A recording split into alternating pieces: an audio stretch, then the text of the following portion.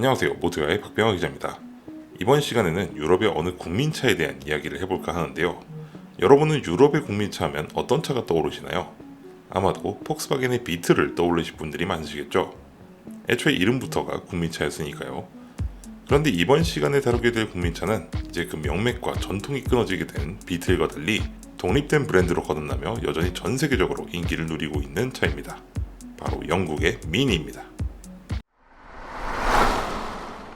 1950년대는 아마도 현대사에서 유럽이 가장 가난했을 시기였을 것입니다. 그 원인은 다름 아닌 제2차 세계대전에 있죠. 1939년에 벌어져 1945년에 끝난 이 전쟁은 전 유럽을 황폐화시키고 유럽의 산업 기반을 파괴했습니다. 이 때문에 1950년대에는 이른바 버블카라는 형태의 자동차들이 유행을 하게 되는데요. 버블카는 조금 거칠게 표현하면 3륜 오토바이에 지붕을 씌운 수준에 불과했던 차량입니다. 이 시기 만들어진 버블카들은 주로 독일과 이탈리아 등 추축국에 속해 있었던 국가들에서 주로 만들어졌는데요.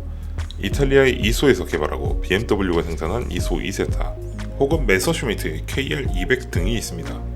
메서슈미트는 2차 대전 시기 나치 독일 공군의 주력기인 BF109를 생산했던 그 회사 맞습니다. 그리고 이렇게 유럽 본토에서 유행하기 시작한 버블카는 곧장 영국으로도 쏟아져 들어오기 시작합니다. 이 시기는 영국도 경기가 좋지 못했는데요. 특히 영국은 전쟁이 끝나고 미국으로부터 받은 막대한 원조금을 갚기 위해 기존에 보유하고 있었던 수많은 해외 영토를 미국에 넘기는 것과 더불어 국가 내부적으로도 초긴축 경제정책을 지속해야 했습니다. 이 때문에 영국은 1950년대 내내 부분적인 배급제를 실시하는 수준으로 경제가 추락한 상태였습니다.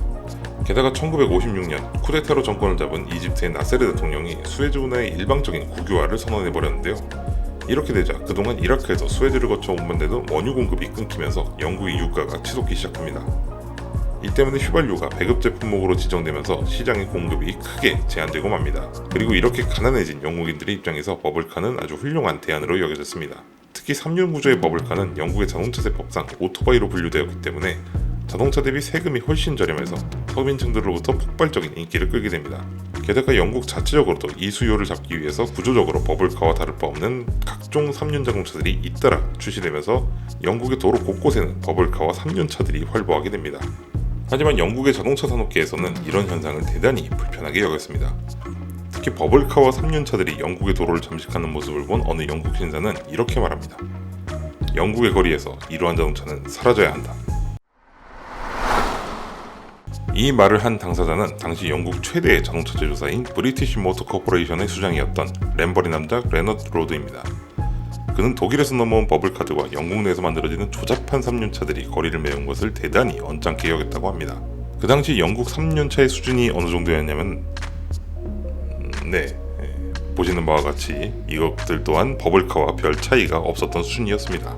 특히 버블카와 3륜차는 불안한 차체 구조와 안정성으로 인해 사고가 발생하면 인명사고로 이어지는 경우도 많았습니다. 이렇게 조잡하고 불안정한 자동차들이 거리를 활보하는 것을 더 두고 볼 수 없었던 레너드 로드는 적정한 크기, 우수한 연비와 실용성을 겸비한 제대로 된 소형차를 개발할 것을 결심합니다. 그리고 이 일을 추진하기 위해 그리스 출신의 한 설계자를 불러들이는데요. 그가 바로 미니의 아버지 알렉 이시고니스 경입니다.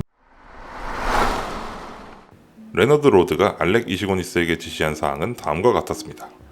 첫째, 길이는 3m, 폭과 높이는 각각 1.2m로 제작할 것. 둘째, 연비가 우수해야 할 것. 셋째, 실내 길이는 최소 1.8m로 확보하고 4명의 성인이 승차할 수 있을 것.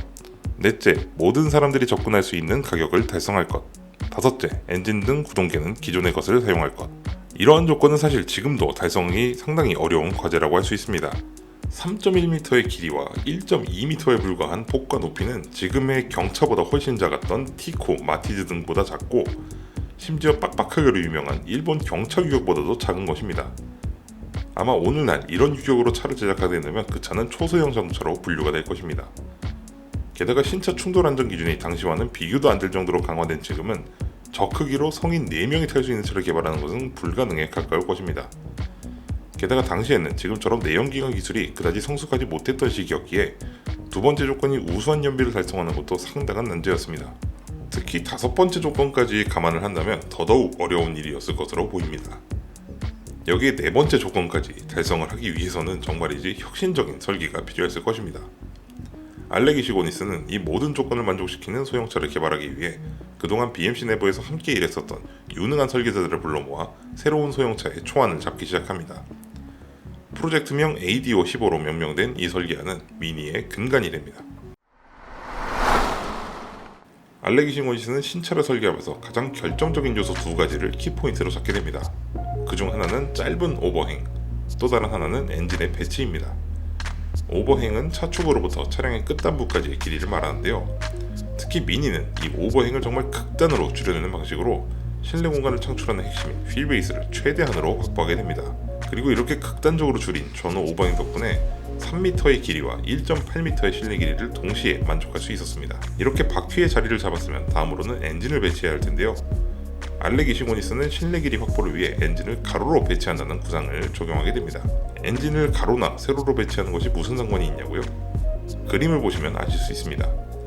엔진을 세로로 배치하게 되면 필연적으로 보닛이 길어지는 부작용이 발생합니다. 하지만 엔진을 가로로 배치하면 어떻게 될까요? 엔진을 가로로 배치하게 되면 보닛의 길이를 획기적으로 줄일 수 있습니다. 그리고 이를 통해 미니는 영국제 소형 승용차들 중에 거의 처음으로 전륜구동을 사용을 하게 됩니다.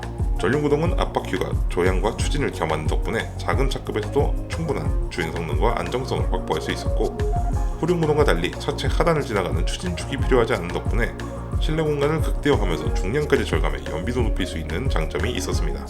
또한 엔진의 위치 자체도 최대한 앞으로 밀어낸 덕분에 더 넓은 실내 공간을 확보할 수 있었죠.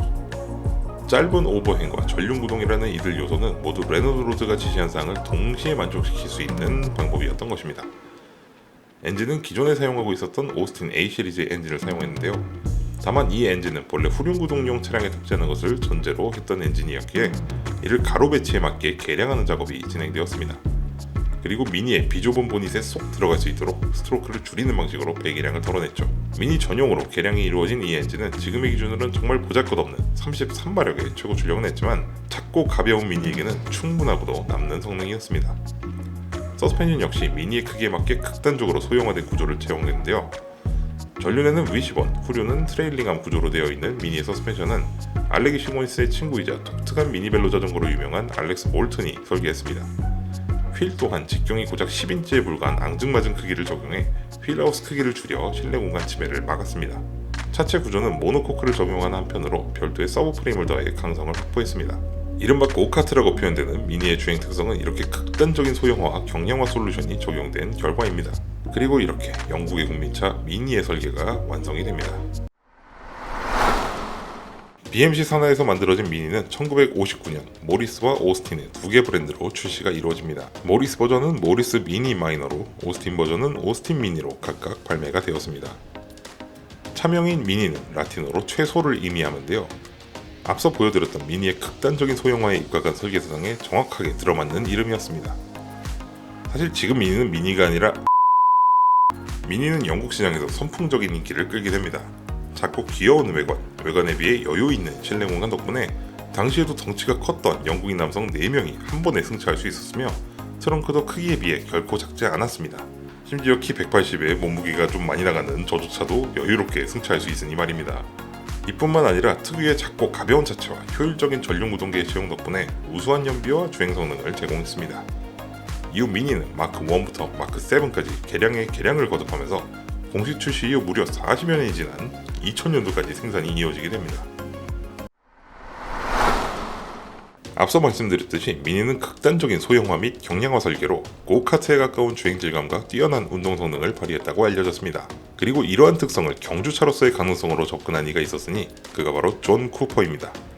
존 쿠퍼는 알렉 이시고니스의 친구이자 포뮬러 1 경주차를 제작했던 엔지니어로 미니의 잠재력을 알아보고는 BMC의 경영진에 직접 미니를 기반으로 하는 고성능 모델의 개발을 제안했는데요. 이것이 바로 1962년 등장한 미니 쿠퍼입니다.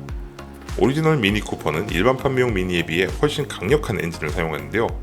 오리지널 미니의 엔진의 스트로크를 늘려서 997cc로 배기량을 늘리고 경주용 자동차에 쓰던 트윈 카브레터를 장착해 55마력의 최고 출력을 달성했습니다. 100마력도 안 되는 게 무슨 고성능이냐고요? 깃털같이 가벼운 미니에게 이 엔진은 그야말로 로켓을 달아준 격이었습니다. 심지어 변속기의 기어비도 더 타이트하게 줄여서 가속력을 극단적으로 높였습니다. 그리고 이 차량은 총 1000대가 생산이 되었는데요. 그 이유는 바로 그룹2 경주의 인증을 취득하기 위함이었습니다. 네, 맞습니다. 미니의 WRC 신화가 시작된 것이죠. 극단적으로 짧은 오버행과 극단적으로 가벼운 무게, 그리고 전륜 구동 박스 덕분에 전륜에 안정적으로 하중이 걸리는 특징을 가진 미니 쿠퍼는 구불구불한 코너가 줄줄이 이어지는 랠리 무대에서 그 진가를 톡톡히 발휘합니다. 미니 쿠퍼는 몬테카를로 랠리에서 1964년부터 1967년까지 3번 연속 우승을 거머쥐게 되고요. 그리고 랠리를 넘어 다른 여러 국제적인 레이싱 대회 참가에 우승을 차지하면서 이른바 자이언트 킬러라는 별명도 붙었습니다.